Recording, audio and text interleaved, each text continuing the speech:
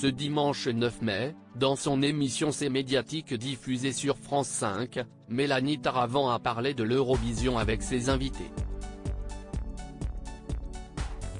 L'occasion pour Yves Bigot, ancien directeur de France 2 et de la RTBF, de faire des déclarations choc sur le concours.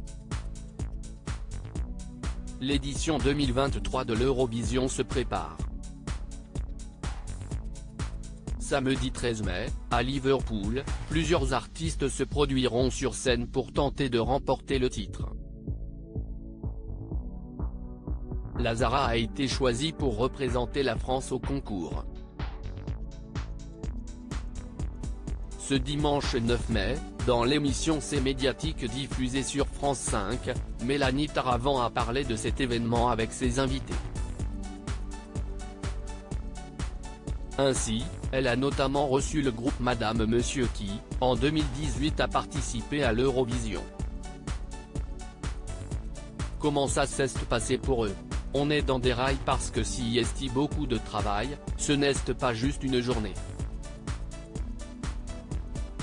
Le jour de la finale, s'il y a 10 jours avant, des répétitions tous les jours, on n'a pas vraiment le temps de stresser, a confié Jean-Carl Lucas. Notre agenda est réglé dès l'instant où on se réveille jusqu'au soir. On passe nos journées à faire des interviews, a continué son acolyte Émilie Zat. Eurovision 2023, Lazara première du classement? La vice des invités de Mélanie Taravant dans C'est médiatique. Lazara a-t-elle ses chances de gagner selon eux? Elle a ses chances parce qu'elle coche pas mal de cases, elle a un grand charisme. Elle a une grande voix, a répondu la chanteuse.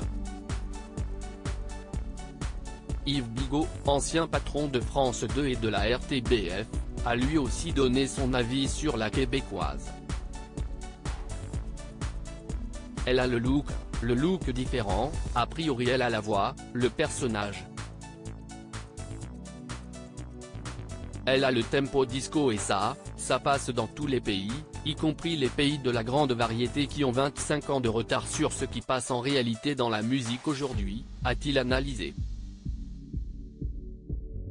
Ça coûte 20 à 25 millions d'euros, les chaînes n'ont pas cet argent. L'actuel directeur général de TV5 Monde a eu l'Eurovision à gérer. Et vous avez gagné? Lui a alors demandé Mélanie Taravant.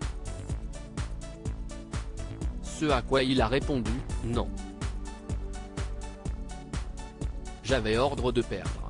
Le problème, si est que si vous gagnez, si est vous qui organisez l'année d'après, et ça coûte 20 à 25 millions d'euros, les chaînes n'ont pas cet argent, sauf dans les petits pays, là si est l'Office du tourisme ou le ministère du tourisme qui finance.